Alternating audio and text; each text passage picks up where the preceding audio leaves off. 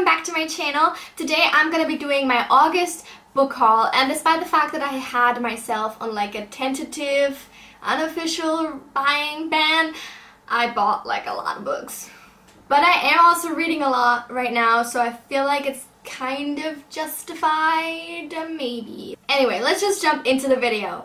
So first I'm gonna start with some books that I've actually already read because like the moment they came I needed to read them. And the first one is Shiny Broken Pieces by Sona Chirapatra and Danielle Clayton. This is the second book to Tiny Pretty Things.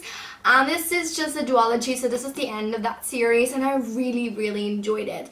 This is about ballet, like a ballet school where there's three girls and they're competing with each other, and it's a YA contemporary, so it kind of falls into a lot of the typical tropes, but I really adored this. And the second book I got, which is also ballet related, is Dancing on My Grave by Kelsey Kirkland. This is an autobiography she wrote together with her husband Greg Lawrence. And if you don't know, Kelsey Kirkland was a really famous ballerina, and she was a fantastic dancer, but she unfortunately also suffered with a lot of mental health issues such as anorexia and bulimia, and also with cocaine addiction, so she really did have a tough life.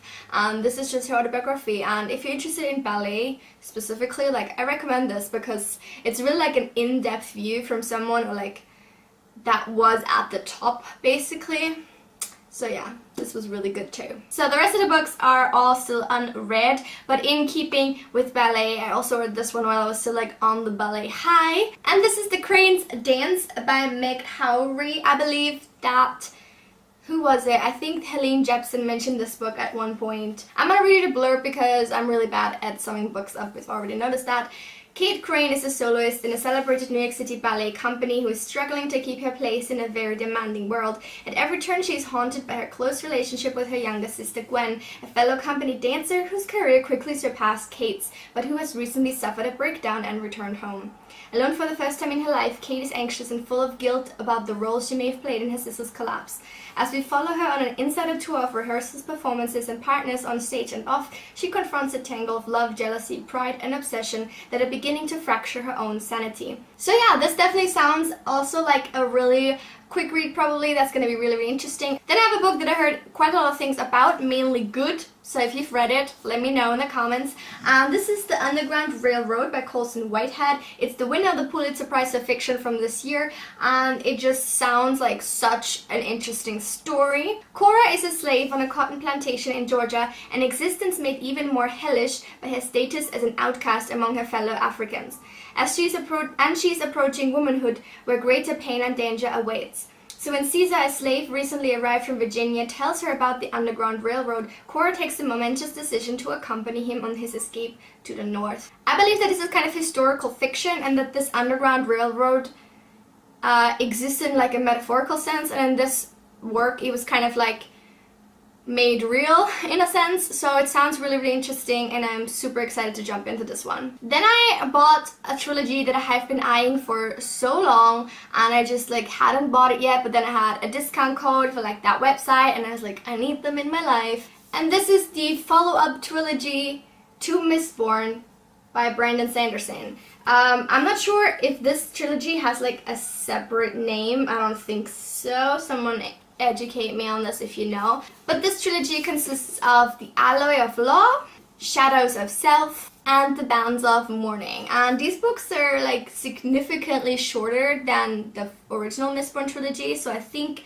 that they should be like much easier to read obviously, and much easier to get through, so I'm really excited to finally jump into this as well. Then I have another non-fiction book, and this is Unbearable Lightness by Portia de Rossi. This is her memoir basically through her struggle with anorexia. And I ordered this as well when I was like kind of into that topic a lot, so again, it's probably something I won't be picking up anytime soon because now I'm kind of like onto a different thing already in my mind. I hadn't actually been aware that she has suffered from anorexia until very recently, and I was kind of just like taken aback by that, and I'm really interested in reading her memoir. Then I got a bind up of 3 novels, and I've read 2 of them already, but it's been forever and I want to reread them in English. And that is Philip Pullman's His Dark Materials trilogy, consisting of Northern Lights, The Subtle Knife, and The Amber Spyglass. So this, I think, is like an anniversary edition that I got for quite inexpensive on Amazon. I think it was like $12.99 or something like that. I was really surprised by how cheap it was, actually. And as I said, I read the first 2 books when I was a child as the German translation. And recently I saw Shout Amy talk about the series in a video, and she was saying that she's like wanting to reread them. So I was like, actually, I want to join you, because it's been forever since I read these books and I kind of honestly forgot basically everything, and I'm super excited to finally finish it. As I said, I haven't even read the 3rd one yet, so really excited. And also this cover is just plain beautiful, so that also doesn't hurt.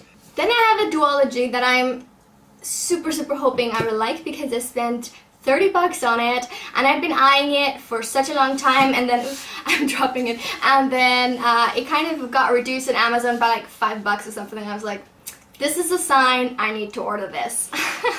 And it is the box set, the gorgeous hardcover box set of Six of Crows and Crooked Kingdom by Leigh Bardugo. And these books, honestly, they are so pretty. I love the sprayed pages, and they're gonna look so good on my shelves. I'm so excited to read them. I hope I can do it soon, because I think obviously I think I'm gonna like it, but I really hope I will. And if I do, I'll definitely want to binge read them, so I'm so excited.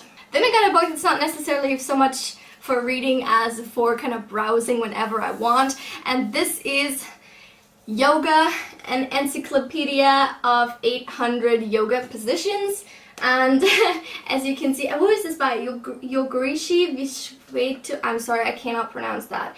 But it's basically this guy, and he is showing like a lot of different yoga positions in this book, 800 to be precise. I haven't actually used this yet, like to imitate the positions or anything like that, but I think it's gonna be really interesting to look through and like try to do them too, even though I definitely won't be able to do most of them, I think, because I do love to do yoga, but like I'm not that strong yet.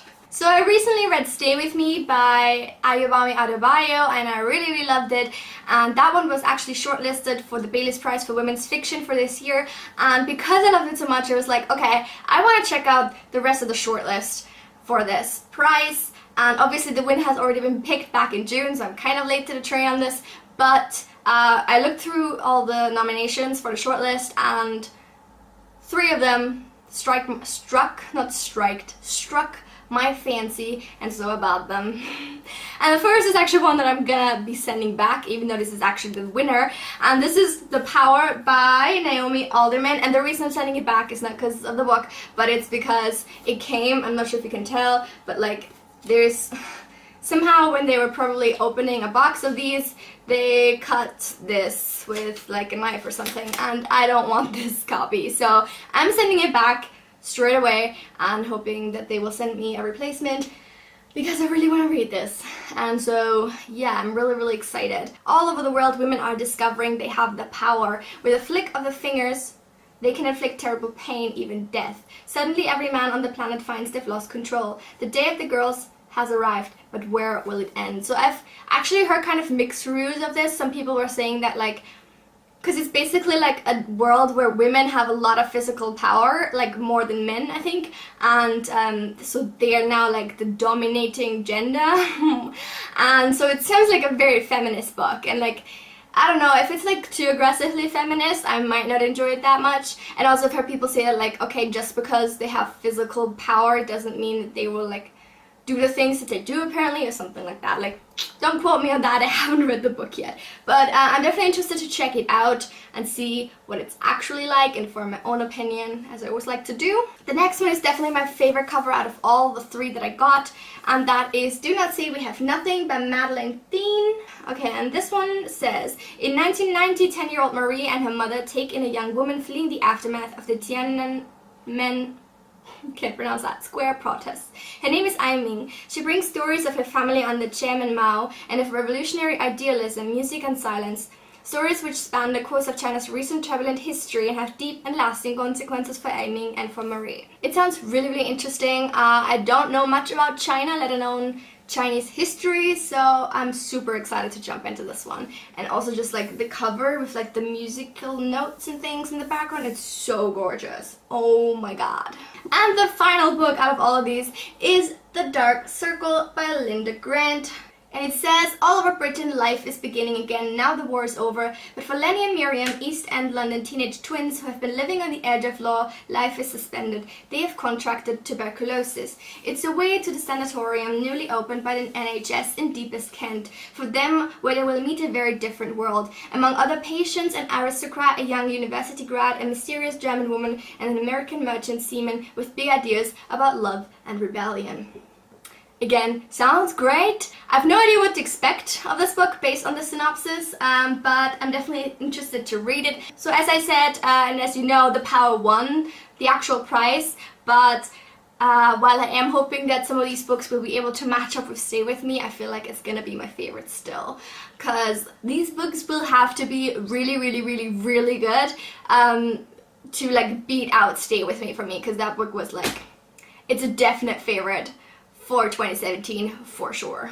But yeah, so that is it, you guys, for my August book haul. I hope you enjoyed this video, and I hope you saw some books that you also find interesting and might want to pick up for yourselves, because that's why I watch book hauls, just so I can go and like order some stuff online sneakily. Maybe that's a bad idea, but it's how I do it, okay? Let me also know in the comments down below if you have read any of these books, specifically the ones shortlisted for the Bailey's Prize, because I'm just the most excited for them, and I think I might have to pace myself a little bit, but I'm on board for all of that. Anyway, thank you so much for watching. Don't forget to like and subscribe if you're new to my channel. I upload every Tuesdays and Fridays. Like clockwork, I'm never late, at least so far I haven't been, knock on wood. And I will see you soon with another video. Have a lovely week. Bye!